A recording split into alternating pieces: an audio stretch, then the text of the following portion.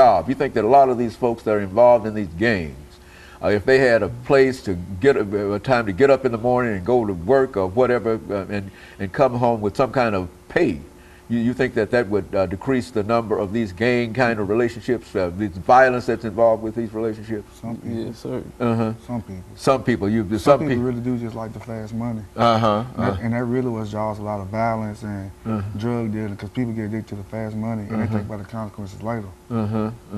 Well, do you find that there's much selling of drugs within in these societies and within these families or whatever? Oh, yeah. It's a lot. It's a lot. And so that's a real problem in terms of drugs and money, and most of that is generally associated with money. Is that right? Which is say folks who are out there selling drugs really don't have an opportunity to make money in many other ways. But then again, that might be what all they know.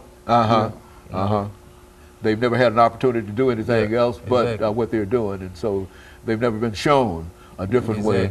And so all three of you are essentially saying that all you need is some kind of real help. And all of you have real aspirations to be just like everybody else. You'd like to be college graduates, you'd like to be medical personnel and the whole thing, but the only thing that you believe that's holding you and your gang, quote, family back is that this stereotype in reference to you, and when you go down to try to get a job, people will look at you, and I think, as you indicated, McKissack, that not only do they look at you, but that you can see it in their eyes in terms of the kind of resentment or whatever that they hold in reference to you, and so you don't even feel like asking for a job after you see them look at you. Exactly. It's burning your confidence from here to here. When you see that, and you go multiple times, and you get excited. You know what I'm saying? Oh, we gonna call you back. And every time you go, they give you that story about calling. They raise your hopes, and then you go back and you find out that your hopes have been dashed. Is that it? And so what would you like to say to the public this morning in reference to what they ought to do for people like you and the rest of us? I mean, what they need to do. You talking about the children? What they need to do. What they need to do to help you. To help me, I mean, they just need to give me a chance. That you give you a job. You think that if you could get a job and get some kind of employment or some kind of keep you off the street, that in other words, you would rather be at work somewhere making money than to be on the streets hustling and not making money, and et cetera, et cetera. And so, well, I don't think that that's a difficult choice to have to make. But that people should. Would that be the same thing that you would agree to, Mr. Harris? Yeah, and I would like more support from the community. To work in the community. Like lift us up instead of putting us down.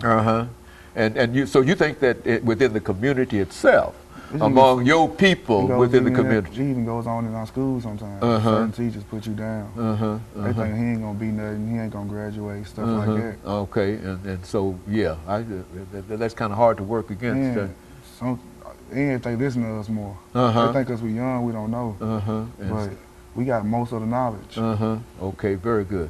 And so you think that if you had some jobs, if people would sort of give you more respect, that's what you're saying. See, but the thing about respect is that you have to give respect in order to receive respect. And I think sometimes that many of us get caught up in that. We be demanding respect before you. Respect is something that, and I'm sure that you've heard this said before, something that you earn. You see, and I think that you earn it by the way that you carry yourself, and et cetera. But I think that this has given us an opportunity over the last 30 minutes to at least talk to 7 different folks.